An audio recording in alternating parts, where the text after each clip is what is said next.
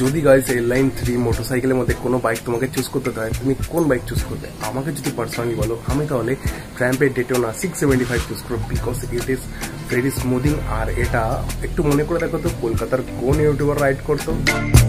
ঠিক তাই, life motto world, আমাদের মনোহর আলী ভাই। তো আজকে যে ভিডিওটা বানাবো মনোহর ভাইয়ের উপরে বানাবো, দি লাইফ মোটো ওয়ার্ল্ড। তো welcome back guys, it me or mother ডিজারা। সো গাইজ, সবার প্রথম বলে দিই, আমি এই চ্যানেলে বাংলায় কন্টেন্ট ভিডিও বানাই। আর এখান থেকে কিন্তু কাউকে নেগেটিভ কমেন্ট করার দরকার নেই, কারণ এটা কোনো কন্ট্রোভার্সিয়াল টপিক না। এটা তোমাদেরই অনেক এনকোয়ারিজ রয়েছে বা তোমাদের অনেক ইচ্ছে থাকে যে তোমরা তোমাদের প্রিয় মোটো ব্লগারদেরকে কমেন্ট করো, বাট সেগুলো হাইলাইট হয় না, তো তাদের অবধি পৌঁছায় না। আমি আমার এই ব্লগের মাধ্যমে তাদেরকে পৌঁছানোর চেষ্টা করব। তো প্রিভিয়াস ভিডিওতে হয়তো দেখে থাকবে, আমি আরও 2-3 জনকে করেছিলাম।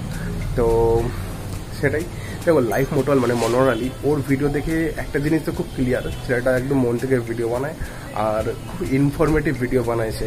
তো ওর কাছে যখন ডেটোনা ছিল গাইজ, ডেটোনা 675, ওর ভিডিওগুলো বেশি ভালো লাগতো। এখন তো BMW S1000 পারচেস করেছে, এখনও ভিডিওগুলো ভালো লাগে, বাট এখন অতটা সেই মানে অতটা ওর মধ্যে সেই কনসিস্টেন্সি ব্যাপারটা নেই।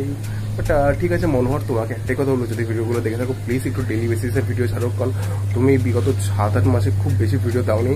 তো আমি জানি তোমার চ্যানেলটা এখন অনেক বড়, মিলিয়নস অফ ক্রস করে গেছে। তাও একটা রিকোয়েস্ট, তোমার সাবস্ক্রাইবারদেরও কিন্তু ডিমান্ড থাকে, শুধু আমি বলে বলছি না, দেখে নাও। তো তোমার সাবস্ক্রাইবারও বলছে ডেলি বেসিসে ভিডিও চাই, তো দেখো। আর শর্টস তুমি আপলোড করো। আর একটি কথা হলো, তোমার ভিডিও খুবই ভালো লাগে আমার পার্সোনালি। তোমাকে আমি দেখেছিলাম আজকের দিনে, তো সেই শর্টটা আমার কাছে নেই, জাস্ট দেখেছিলাম। তো তোমাদেরকে একটা কথা বলি গাইস, মনোহর আলী ছেলেটা ভালো ছেলে।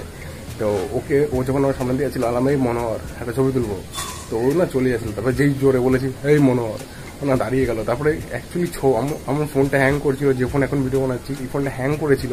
তো আমি অ্যাকচুয়ালি বুঝতে পারিনি যে ওই ছবিটা ক্র্যাপ্ট হয়ে গেছিলো গাইস। তো ওর সাথে আমার ছবিটা ছিল না, বাট একটা ক্লিপ ছিল, সেই ক্লিপটা অ্যাটাচ করে দিচ্ছি।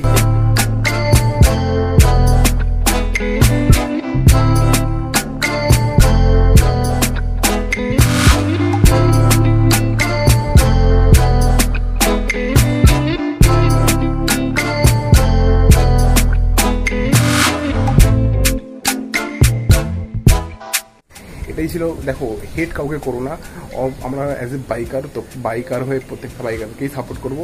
আর তোমরা পাশে থাকো, আর তোমরা নেক্সট কমেন্ট করো কোন বাইকারকে আমি তোমাদের মেসেজ বা তোমাদের কমেন্ট আমি তাদের অবধি পৌঁছে দেবো এইভাবেই। আর চ্যানেলে নতুন হলে প্লিজ কী করবে, লাইক শেয়ার অ্যান্ড সাবস্ক্রাইব করবে।